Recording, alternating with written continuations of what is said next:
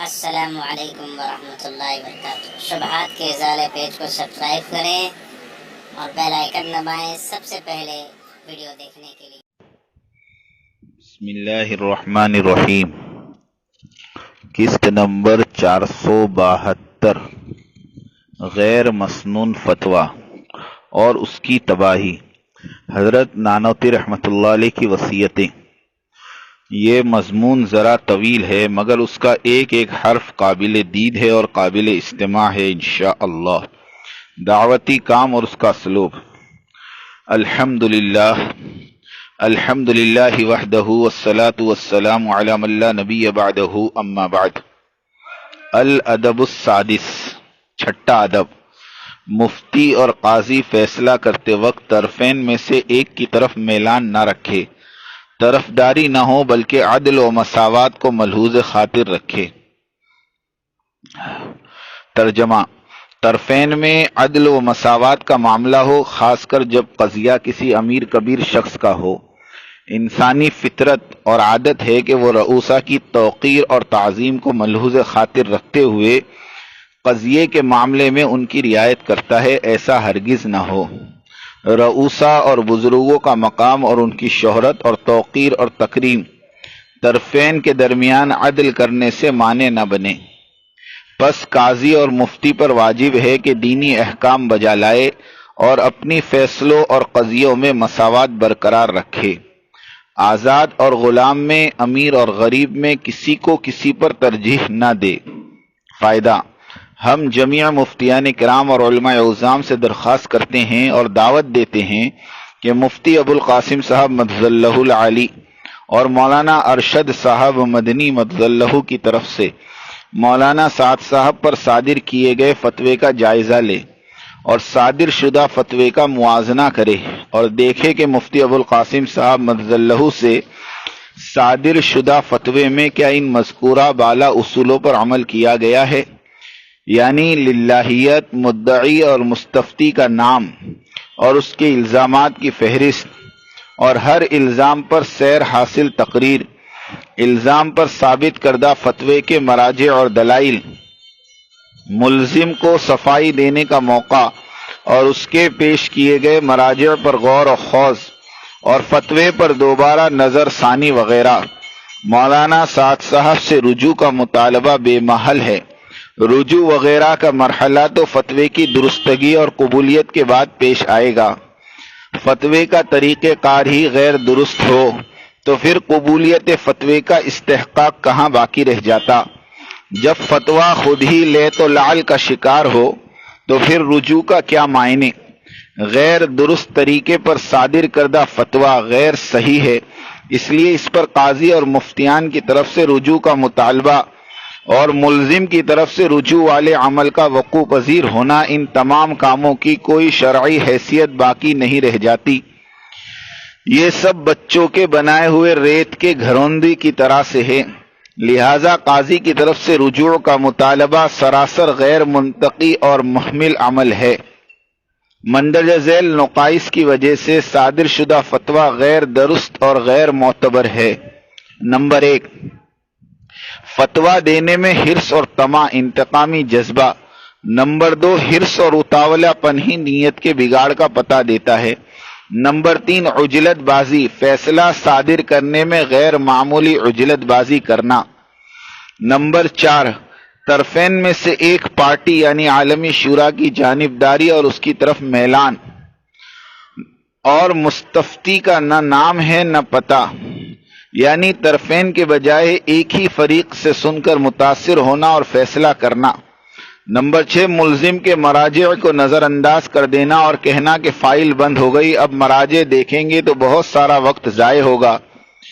اس طرح سے مولانا سعد صاحب کے پیش کیے گئے مراجع کو دیکھنے سے انکار کرنا۔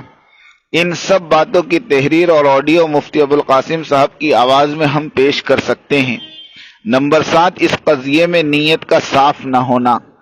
فائدہ: مفتیان کرام اور علماء عظام ہم سے پوچھتے ہیں کہ کیا مفتی ابو القاسم صاحب مدظ اللہ مذکورہ بالا 7 اصول فتویٰ میں سے کسی ایک پر بھی عمل کیا؟ ہم یقین سے کہتے ہیں کہ مفتی صاحب نے 7 اصولوں میں سے ایک اصول پر بھی عمل نہیں کیا۔ کیا اس طرح کے غیر درست طریقے پر دیا گیا فتویٰ قابل قبول ہو سکتا ہے؟ اس طرح کے حکم نامے ظالم اور جابر حکمرانوں کے ایوانوں سے تو صادر ہو سکتے ہیں، لیکن مادر علمی دارالعلوم کے انصاف قدے سے ایسے جابرانہ اور سفاکانہ فتویٰ ہرگز صادر نہیں کیے جا سکتے۔ کیا ہمارے اکابرین دارالعلوم ماضی میں اس طرح کے فتوے کبھی صادر فرمائے ہیں؟ کیا مادر علمی دارالعلوم دیوبند کے فتوے کا یہی معیار ہونا چاہیے؟ اور کیا اس صادر شدہ فتوے پر مفتیان عالم قبولیت کی مہر ثبت کریں گے؟ اور کیا اس طرح کے فتوے کی تحقیق نہیں ہونی چاہیے؟ بینوا وتؤجروا۔ ترجمہ: فتویٰ دینے کا 11واں اصول اور ادب۔ فتویٰ دینے میں سب سے زیادہ سنگین اور خطرناک پہلو یہ ہے کہ مفتی فتویٰ ایسے ہی دے بغیر کسی علم و دلائل کے۔ مفتی پر واجب ہے کہ کوئی بات نہ کرے بغیر علم اور سند کے، اور مفتی پر یہ بھی واجب ہے کہ اللہ تعالیٰ کی بھیجی ہوئی شریعت کے براہین کے ساتھ فتویٰ دے۔ اس لیے کہ مفتی کا لوگوں کے درمیان فتویٰ دینا درست طریقے پر نہیں ہوا تو مفتی بھی گمراہ ہوگا اور اس کے ساتھ لوگ بھی گمراہ ہوں گے۔ فرمایا رسول اللہ صلی اللہ علیہ وسلم نے کہ یقیناً اللہ تعالیٰ لوگوں کے قلوب سے کھینچ کر علم کو نہیں نکالیں گے مگر علماء کو موت دے دیں گے، یہاں تک کہ ایک بھی علم والا باقی نہیں رہے گا۔ تب لوگ فیصلے کروانے کے لیے سرداران قوم کے پاس جائیں گے، اور وہ سرداران قوم علم سے کورے یعنی جاہل ہوں گے، اور وہ ان مستفتیان کو بغیر علم کے فتویٰ دیں گے، خود بھی گمراہ ہوں گے اور عوام کو بھی گمراہ کریں گے۔ فائدہ: اور یہ اصل سبب بنے گا عوام میں انتشار کا، گمراہی کا اور فساد کا۔ آج دین ہی نہیں بلکہ زندگی کے ہر شعبے میں یہی فساد پھیلا ہوا ہے۔ ہند اور سندھ نہیں بلکہ سارا عالم اسلامی بھی اس طوفانی بدتمیزی میں گھرا ہوا ہے۔ اس کی واحد وجہ یہ ہے کہ اسلامی عدلیہ آزاد نہیں رہی۔ ہر ذی اثر فرد یا آرگنائزیشن عدلیہ کو خرید لیتی ہے، رشوت کے ذریعے یا تبرعات کے ذریعے یا اداروں کو فنڈز دے کر۔ مولانا سعد صاحب کے بارے میں دارالعلوم کی اسلامی عدلیہ نے یہی سلوک کیا۔ فتوے دیے گئے بلا دلیل اور صفائی کے لیے موقع بھی نہ دیا گیا۔ مراجع کی فائل پیش کی گئی تو بغیر دیکھے کہہ دیا گیا کہ ہمیں ان مراجع پر کوئی اعتبار نہیں، یعنی شرعی عدلیہ کی اتنی کھلی دھاندلی کبھی بھی کہیں نہیں دیکھی گئی۔ اس طرح کے فیصلے اور حکم نامے تو ظالم اور جابر بادشاہوں کی عدالت کی طرف سے صادر ہوا کرتے تھے۔ یہی پڑھا گیا کتابوں میں۔ ہم نے تفصیل کے ساتھ 15 اصول اور آداب فتویٰ لکھ چکے ہیں۔ اب ہم علماء کرام کو گواہ بناتے ہوئے عرض کرتے ہیں کہ مولانا سعد صاحب پر لگائے گئے فتووں کو ان مذکورہ بالا اصول اور آداب سے ملا کر دیکھیں، اور مفتیان دارالعلوم سے پوچھیں کہ کیا واقعی ان اصولوں کے تابع رہ کر فتویٰ صادر کیے گئے۔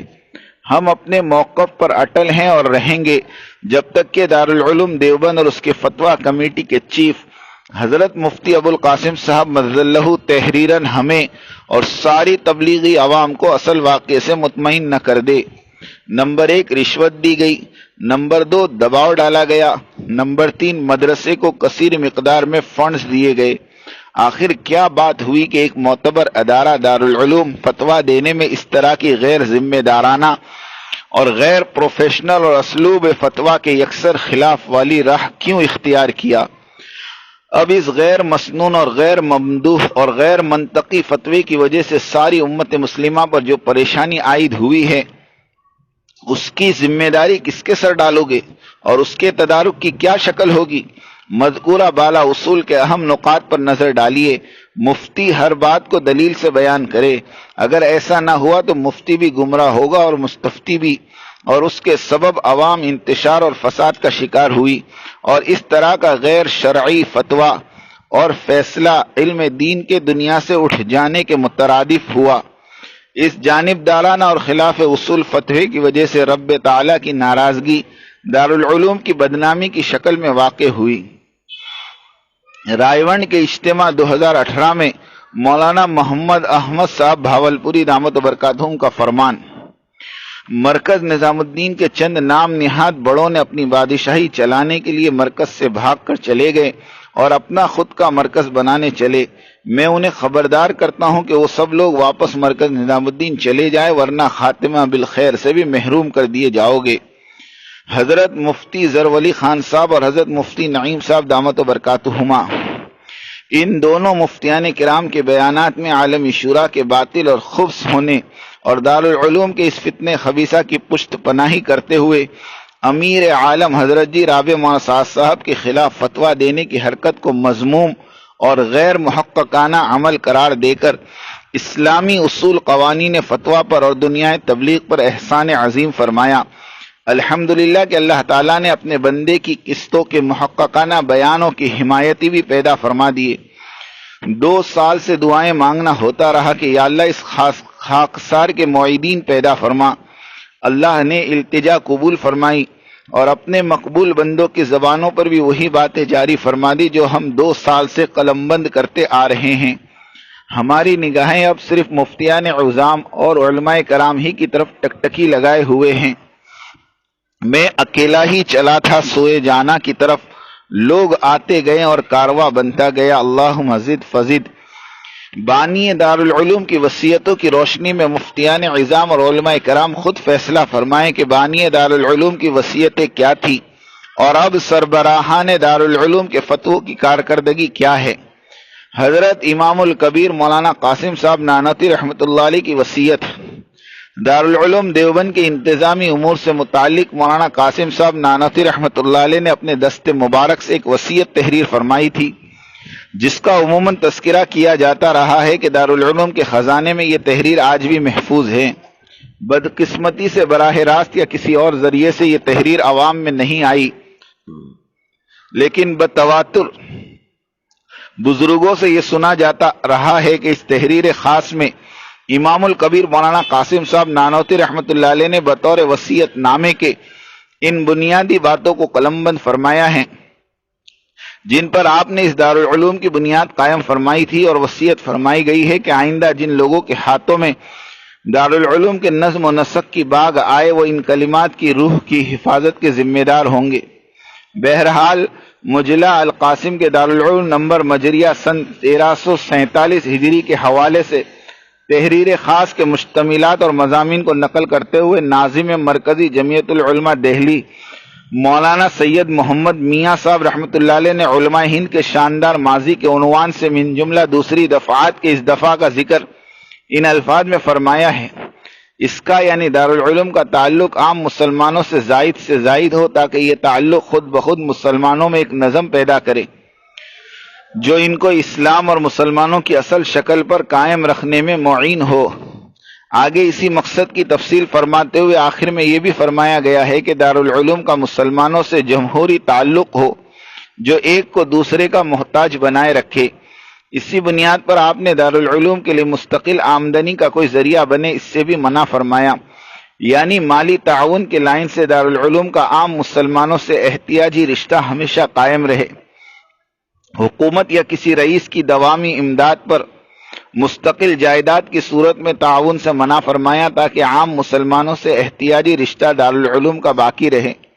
حضرت امام الکبیر قاسم صاحب سے بات سننے والوں نے یہ الفاظ بھی سنے تھے، یعنی فرمایا کرتے تھے کہ دارالعلوم اس وقت تک مستقل رہے گا جب تک اس کی آمدنی غیر مستقل رہے گی، لیکن جس وقت اس کی آمدنی کا ذریعہ مستقل ہو جائے گا اس وقت دارالعلوم کی بنیاد غیر مستقل ہو جائے گی۔ حضرت شیخ الہند مولانا محمود الحسن صاحب رحمۃ اللہ علیہ سے بھی اس قسم کے الفاظ منقول ہیں۔ حضرت قاسم صاحب نانوتوی رحمۃ اللہ علیہ کی وصیت میں یہ تنبیہ بھی فرمائی گئی کہ اس مدرسہ یعنی دارالعلوم میں جب تک آمدنی کی کوئی سبیل یقینی نہیں تب تک یہ مدرسہ انشاءاللہ بذریعہ توجہ اللہ اسی طرح چلتا رہے گا، اور اگر کوئی آمدنی ایسی یقینی حاصل ہو گئی جیسے جاگیر، کارخانے، تجارت یا کسی امیر محکوم القول کا وعدہ، تو یوں نظر آتا ہے کہ خوف اور رجا جو سرمایہ رجوع اللہ ہاتھ سے جاتا رہے گا اور امدادی غیبی موقوف ہو جائے گی، کارکنوں میں باہم نزاع پیدا ہو جائے گا۔ آگے فرماتے ہیں کہ اس طرح عدل و انصاف میں غیر جانبداری اور رجوع اللہ مدرسے کی اصل پونجی اور وجہ تسمیہ ہے، اسے قائم رکھنے کی کوشش کرتے رہیں۔ صنعت و سیاست اچھی بھلی چیز ضرور ہے، لیکن مذہبیت اس سے بھی اعلیٰ اور عرفہ شے ہے۔ تجارت، سیاست، صنعت و حرفت دین کے تابع ہے، اور دین اور اسلام ان سب پر مقدم ہے۔ سوانح قاسمی رئیس القلم مناظر احسن گیلانی رحمۃ اللہ علیہ۔ دارالعلوم سرمایہ اکابر ہے۔ اس مادر علمی کے دو حصے ہوئے، عقیدوں کی تبدیلی پر نہیں بلکہ دلی حرص اور ہوس، حب جاہ، انانیت کی خباثت کی وجہ سے ہوئے۔ انہی رذیلات کے سبب اس مقدس روحانی درسگاہ کے ٹکڑے ہوئے۔ آج ان بزرگوں کی ارواح تڑپ رہی ہوں گی۔ مال جہاں داخل ہو جاتا ہے وہاں روحانیت کو تہس نہس کر کے رکھ دیتا ہے۔ آج جو حالت دارالعلوم کی ہے اس کی وجہ اپنے بڑوں کی نصیحتوں کو پس پشت ڈال دینا ہے۔ مالی محبت اور جانداری، یہی دونوں چیزوں نے مفتی ابوالقاسم صاحب کو جھوٹ پر جھوٹ بولنے پر مجبور کر دیا۔ فتنہ خبیثہ پاکستانی سیاسی عالمی شورا کی پاسداری اور مولانا سعد صاحب سے ذاتی دشمنی نے مفتی صاحب کی عزت کا ستیہ ناش کر ڈالا۔ ساری دنیا مفتی صاحب کو دیکھ رہی ہے اور سن رہی ہے، پہچان گئی ہے۔ ہمیں مولانا ارشد مدنی صاحب مدد اللہ سے کوئی سروکار نہیں، اس لیے کہ وہ حضرت نانوتی کے مدرسے کے منصب اہتمام پر فائق نہیں ہے، وہ تو ایک سیاسی شخصیت ہیں۔ اور ویسے تجربے کار لوگوں نے فرمایا کہ 3 افراد کی باتوں کا اور ان کی قسموں اور وعدوں کا کوئی اعتبار نہیں۔ نمبر 1 سیاسی لیڈر، نمبر 2 قانونی بیرسٹر، اور نمبر 3 تعمیراتی بلڈر۔ ہمیں تو گلہ مفتی ابوالقاسم صاحب سے ہے۔ ہم سمجھتے ہیں کہ یہ کوئی معمولی غلطی نہیں، اور یہ بھی جانتے ہیں کہ ضرور اس غلطی کو کروانے کے لیے کوئی روپوش طاقت آپ کے پیچھے پڑی ہے۔ ابھی وقت نہیں چلا گیا، خدا را بتلاؤ تو صحیح کہ وہ کون سے لوگ ہیں اور کیوں آپ یہ کرنے پر مجبور ہوئے؟ کیوں دارالعلوم کا وقار مجروح کیا؟ کیا مادر علمی کی تقدیس ہماری عزت نفسی سے گئی گزری ہے؟ آپ کو ان ساری باتوں کا جواب دینا ہوگا۔ آپ اور مولانا ارشد مدنی نے دارالعلوم کی عزت اور حشمت کی دھجیاں بکھیر کے رکھ دی۔ کیوں اپنے اعلامیہ میں قسمیں کھا کر فرمایا کہ بنگلہ دیش ہوم منسٹر کو خط نہیں بھیجا؟ کیوں قسمیں کھانی پڑی؟ کیوں لاکھوں تبلیغی بھائیوں کے جذبات کو روندا گیا؟ ان سب کے باوجود اہتمام کی مقدس مسند کے جس پر حضرت نانوتی، حضرت گنگوئی اور حضرت حسین احمد مدنی جیسی پاکیزہ روحیں بیٹھا کرتی تھی، کیا ابھی بھی آپ خود کو اس قابل سمجھتے ہیں کہ اہتمام پر برقرار اور گامزن رہیں؟ سچ فرمایا تھا حضرت علی میاں ندوی رحمۃ اللہ علیہ نے کہ تم ہر تحریک سے الجھ جاؤ تو کوئی بات نہیں، مگر بھولے سے بھی تبلیغ اور اس کے مرکز سے نہ الجھو۔ یہ دعوتی محنت ایک ایسا پہاڑ ہے کہ اس پر سر مارو تو خود کا سر پھٹے گا۔ تبلیغ کا اور ان کے مرکز کا کچھ نہ بگڑے گا، اس لیے کہ یہ 100% مطیع لوگوں کا ٹولہ ہے، اور اس ٹولے کا اللہ نگہبان ہے، اور جس کا نگہبان اللہ ہو اس کا کوئی کچھ بھی نہیں بگاڑ سکتا۔ اس لیے کہ ان کی تحریک 1000% اخلاص پر مبنی ہے۔ بڑے پرچہ ہاتھ میں تھما دیتے ہیں کہ وہاں جماعت لے کر چلا جاؤ، تو کوئی پلٹ کر پوچھتا بھی نہیں کہ ہم وہاں کیوں جائیں۔ حضرت مفتی صاحب اب وقت آپ کے رجوع کرنے کا ہے۔ لوگ پوچھتے ہیں کہ جناب احمد لاٹ صاحب روتے کیوں ہیں؟ جب سب کچھ داؤ پر لگ جاتا ہے تو انسان روتا ہے۔ دراصل یہ روتے نہیں بلکہ رلائے جاتے ہیں۔ وَأَنَّهُ هُوَ أَضْحَكَ وَأَبْكَى سورہ طٰہٰ۔ ترجمہ: بے شک وہی اللہ ہے جو ہنساتا ہے اور رلاتا ہے۔ بندے کا مال و متاع اللہ کی رضا کے لیے لٹ جائے، کھپ جائے، تو اس فقیرے میں بھی بندے کے چہرے پر بشاشت اور دل میں مسرت ہوتی ہے، اور اس کے برعکس یہی دنیا اغراض کے لیے لٹ جاتی ہے اور غرض پوری نہیں ہو پاتی تو بندہ افسوس کے آنسو بہاتا ہے اور روتا ہے۔ شورائیت والوں کے نصیب میں رونا ہی لکھا ہوا ہے۔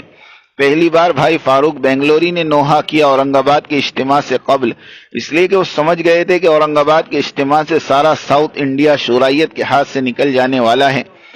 دوسری مرتبہ مولانا ابراہیم صاحب دیولہ دامت برکاتہم نے اردن میں روئے جب عبداللہ ابن عبداللہ نے کہا کہ شورائی نظام کو کتاب اور سنت سے ثابت کرو۔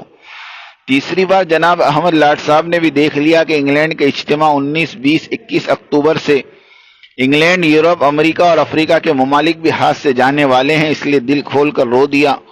جناب احمد لاٹ صاحب، لوگ بلیک میل اس کا کرتے ہیں جس کا کوئی خطرناک جرم اور گناہ دیکھ لیتے ہیں، اس لیے بلیک میل کے ذریعے 20 لاکھ روپے لے اڑے۔ صحیح آدمی کا کون بلیک میل کرے؟ بہرحال غم اٹھانے دم ہے، زندگی ہے تو کیا غم ہے۔ توبہ کرے، مرکز نظام الدین چلے جائیں۔ اللہ قبول فرمائے، آسان فرمائے۔ اللہ تعالی ہماری خطاؤں کو معاف فرمائے، آمین۔ وآخر دعوانا ان الحمد للہ رب العالمین۔